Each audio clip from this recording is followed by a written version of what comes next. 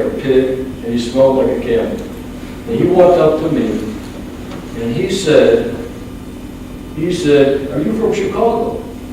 And it occurred to me that he saw my personnel file, so I said, "Yes." And he said, "Boy, what do people in Chicago do besides get run over by trucks and get shot at?" And so I knew that big trouble was coming. And then he started shaking my bunk. I almost fell off. And he said, "Are you a Jew?" And I decided that I will be a Warsaw Ghetto Jew. And he tried to hurt me, and you could read in my book about what happened. But I'm here. And I came home from Korea, and I was 20 years old. My father was an immigrant from Poland. And my father got out, thank God, before Hitler arrived. So my father waited about a week, and he took me in the bedroom, and he spoke to me in Yiddish. "Mein Sohn, was will du tun mit dein Leben?" I said, "Dad, I want to do what you do." My father was a house painter. He said, "You don't want to do that." He said, "You want to come home every night, have paint in your eyes, fumes in your lungs?" He said, "You could do better than that." He said, "Why don't you be a lawyer?" I said, "I can't, because I was thrown out of high school, I never read a book." He said, "Don't believe it." He said, "You could be president of the United States." He said, "You're very smart." I said, "No, Dad." I said, "I want to be a painter." He said, "Okay, Wojciech, you start tomorrow." So he had me painting closets in the projects on the south side. He's nodding, and you know what's coming next. So I come home on the third day, I have more paint on my face than the closet. I said, "Dad, I'm going to be a lawyer." And he smiled. Now, the problem was, hope nicht kein Geld. So I had to come up with a plan. And the plan was that I am going to make a sacrifice. There will be no parties. There will be no television. I am going to do two things for 8 years. I am going to work, and I am going to study. And I did. So I got a job driving a taxi cab in Chicago, also selling cash registers, and I went to Roosevelt University part-time. Sometime I'd even drive the cab up to Roosevelt. I'd park on the outer drive. In those days they had meters. I'd take a class, I'd get back in the cab. It wasn't easy. And then at one point in time I moved out, and I had a roommate who was another cab driver. We paid $55 a month rent each. We lived like rats. We lived on Kenmore, right off Lawrence and Broadway. The bed came out of the wall. There was no kitchen. We had a hot plate. But I did it. So eventually, I got my college degree. By then, I was living in Los Angeles. I then got all my teaching credentials. Grammar school, junior high school, high school. I started teaching high school, and I started law school at night. I slept 3-4 hours a night. But I decided that the only thing that will keep me from being a lawyer is to be gestartet. Death. So I made it. I became a lawyer, and then, at that time, my first wife's father was a very famous lawyer, and he wanted me to join the firm. It was a corporate bankruptcy firm, and his partner was the ex-governor of California, Goodwin Knight. But I didn't want that. I wanted to be a criminal defense lawyer because I was Jewish, I was for the underdog, and I grew up on the streets. So I joined the Los Angeles County Public Defender's Office, which was then and is now the finest criminal defense firm in the world. I stayed there for 30 years. I worked my way up to be chief. I supervised 400 lawyers. I became an adjunct professor at UCLA Extension for 32 years. I profiled the super lawyers. Last year I was inducted into the California Boxing Hall of Fame. And shortly after that, I told my wife, I said, "You know, I've always wanted to be a cop. I think I'm going to be a cop." She Jewish cop. So I went to the police academy. I was the oldest one who ever got out. And I'm a sergeant now, a reserve police officer. So the moral of the story is this. This is a Jewish kid who was headed for the toilet. I was going nowhere, and I became a big success. And to my vice principal, I hope you're not spinning in your grave. So, that's the kind of stuff I write about in my book, and then I decided I want to give something back, and that's why I went to my high school yesterday, and I told the children that I am no different than they are. I'm not a genius. I have an average IQ. I said it's all about driving. So if you want to be successful like me, if you want to drive a new car and wear a nice suit, and you want to be able to buy braces for your children when they need it, and have a house, no parties, no drugs, work and study, and it'll pay off.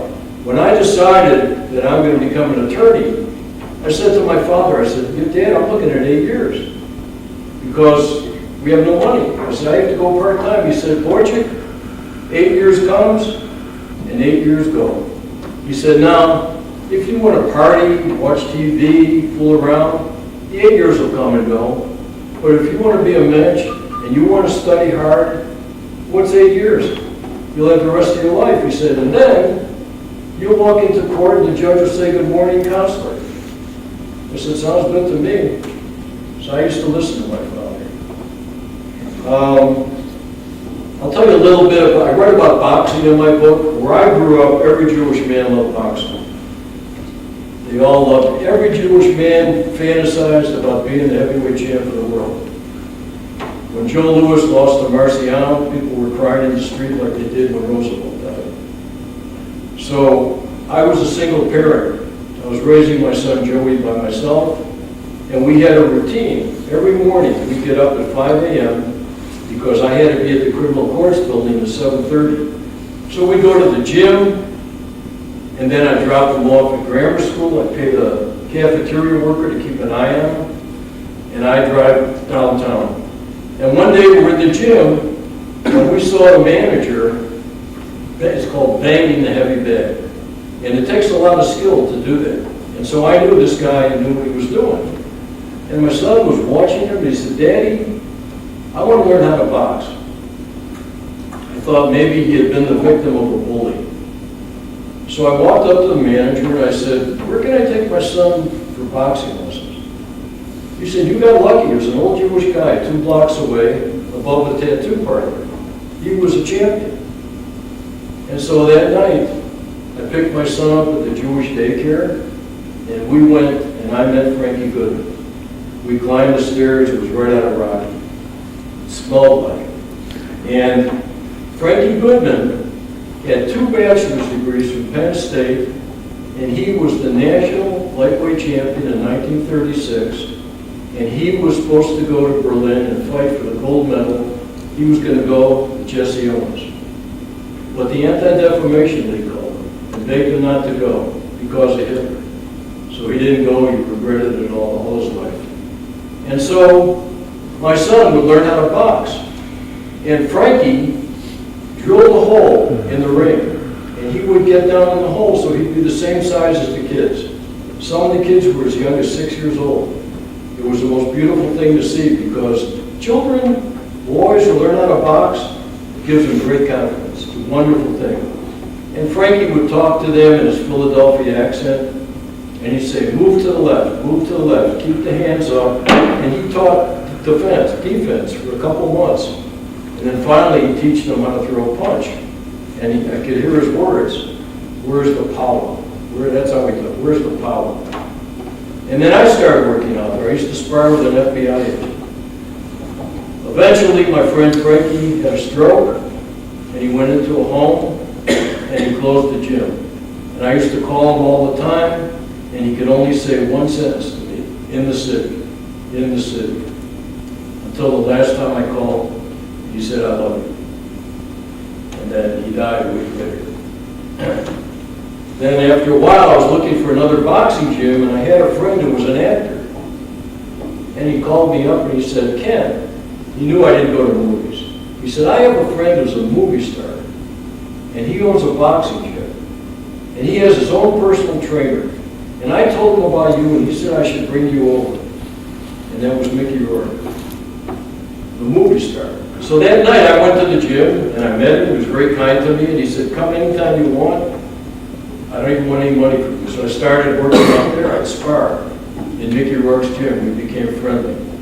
And that's in my book. And from there, I became friendly with world champion boxers, which was always my fantasy as a child. I have sparred with world champions. The greatest trainer that ever lived, his name is Freddie Roach. He trains Manny Pacquiao, Mike Tyson, and Oscar De La Hoya. He's my buddy. He was my first trainer.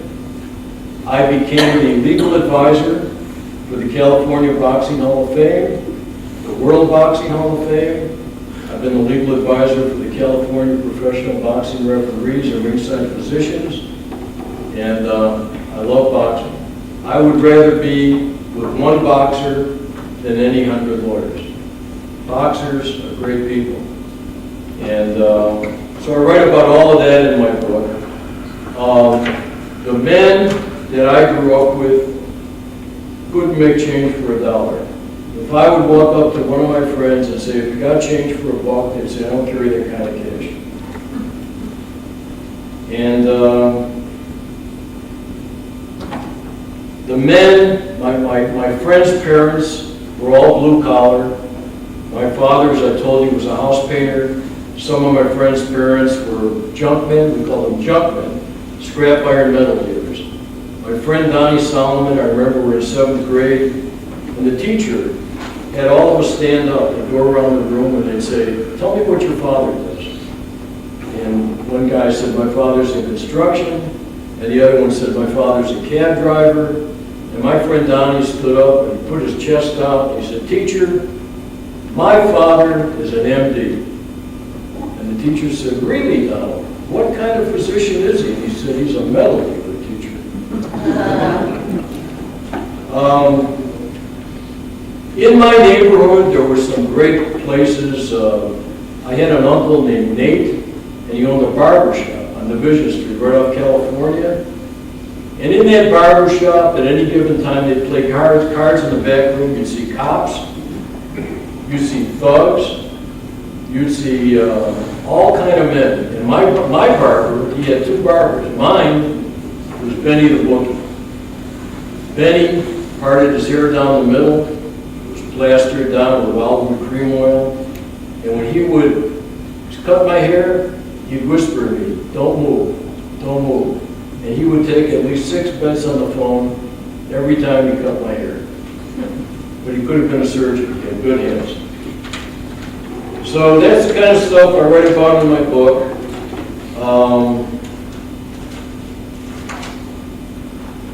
By the way, my son, I told you I was a single parent. Last month, my son got his doctorate degree. I'm very proud of him. And he's in education. And I'm going to continue to talk. My publicist, Dorothy, has me going to a lot of different venues. I'll be coming back in a few months. But I got lucky.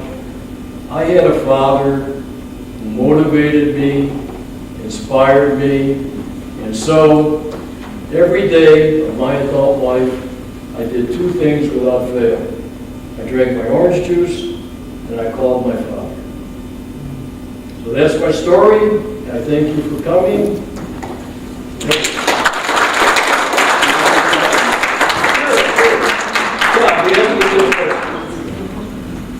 Anybody have anything? Yeah, where in Korea were you exactly? I was right near the, it was called, I was in the 75th Field Artillery, 24th Division. I wasn't in the war, I got there in 57. I was there in 1957 and 1958.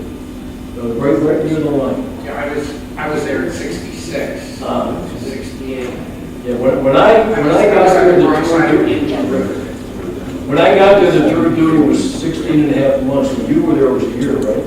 Well, it was 13 months, but if you came back to the United States with less than 3 months to go in the Army, they would throw you out. Yeah, and I did the full 16 and a half months. I was convinced I was the only Jew